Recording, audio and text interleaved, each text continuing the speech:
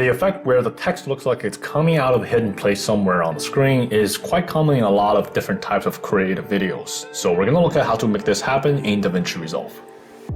The first thing we're going to do is to bring the video into the Fusion page.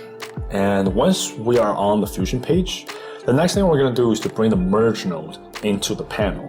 Now, this merge node is going to connect the media in and the media out nodes. Okay, at this point, we're also bringing in the text node as well. We're going to use our text node as the foreground. And we're going to go ahead and type in our text. I'm also going to make some changes to the color and the size as well. So once all this is done, we're going to go ahead and bring in the masking node. And I'm going to choose rectangle.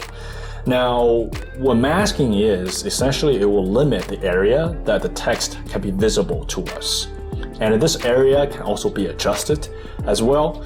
We can make it fit really nicely around the text, so really limit the area that this text can be visible. And then we're going to connect the masking node to the text node. All right, once that is done, we're going to come back to the text node, go to Layout tab, and then set up our first keyframe. And this is where I want to demonstrate that, as you can see that when I move this text outside of the masking area, you will notice that the text starts to disappear.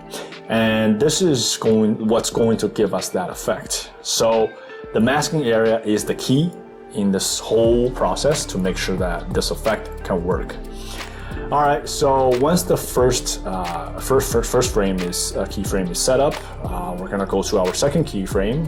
And at this point, I'm gonna bring the text back into the screen. All right, that looks good. And then we're just gonna go back to our edit page, and we're gonna let the effect render first. And then once it renders, we're gonna have a look at the final effect. So it looks pretty good. It works just as we expected. Now, we can also do this with multiple lines of text as well. So we're gonna come back to the Fusion page, and we're gonna pretty much just repeat what we did earlier. We're gonna bring another merge node, and we're gonna bring our text node as well, use that as the foreground once again, and then we're gonna write another text. So we're gonna create a new line of text at this point. We're gonna make some changes to the size, to the color, and at this point, I'm also gonna change the default location as well, bring it a little bit towards the bottom. Okay, and then we're gonna bring our masking node. Once again, I will choose rectangle, and we're gonna make the masking area, this rectangle area, fit really nicely around the text. So really limit the area that this text can be visible to us. And then we'll connect it to our text node. We'll go ahead and set up our first keyframe, but I want this to appear after the text appears. Okay, and at this point, we're gonna bring it outside of our masking area. Okay, that looks about right. And then we're gonna go ahead and set up our second keyframe.